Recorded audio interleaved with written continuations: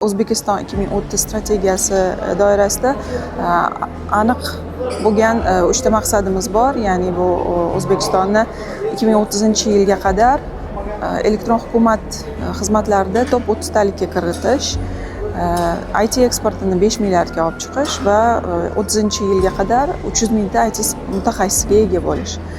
Hozirgi kunda haqiqatda boya aytganimdek rivojlanish katta, o'sish bor. IT kompaniyalar juda ham katta qiziqish bildiryapti.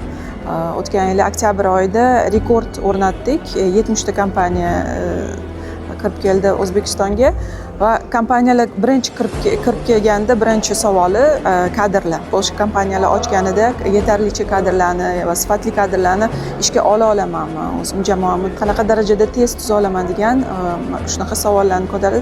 Mana shu joyda bizga shu kabi platformalar juda ham muhim, chunki biz o'sha kadrlar tizimini transformatsiyasi haqida gapirar ekanmiz. Ochiq muloqot bo'lmasa, bunda juda ham katta natijalarga erisha olmaymiz. Hozirgi kunda kompaniyalar soni ortib bormoqda va buni orqasida 36 mingta IT mutaxassislar bor.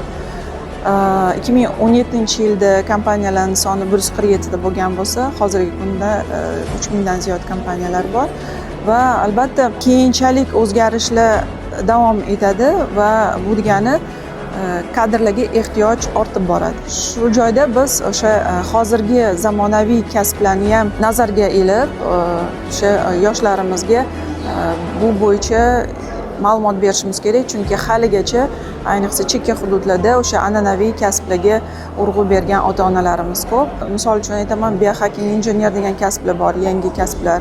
Texnologiyalar rivojlanar ekan, yangi kasblar ham kirib keladi. Biohacking injener, AI etik, AI injener, data storyteller. Tasavvur qiling, biz bir 10 yil avval bunaqa kasblarni hatto eshitmaganmiz. Bu yerda o'sha yoshlarga eng muhim mesaj adaptiv intellektni yoqib, ya'ni hozirgi zamon mehnat bozoridagi talablarga moslashuvchanlikni yoqib, talablarga javob beradigan mutaxassis bo'lib yetishish.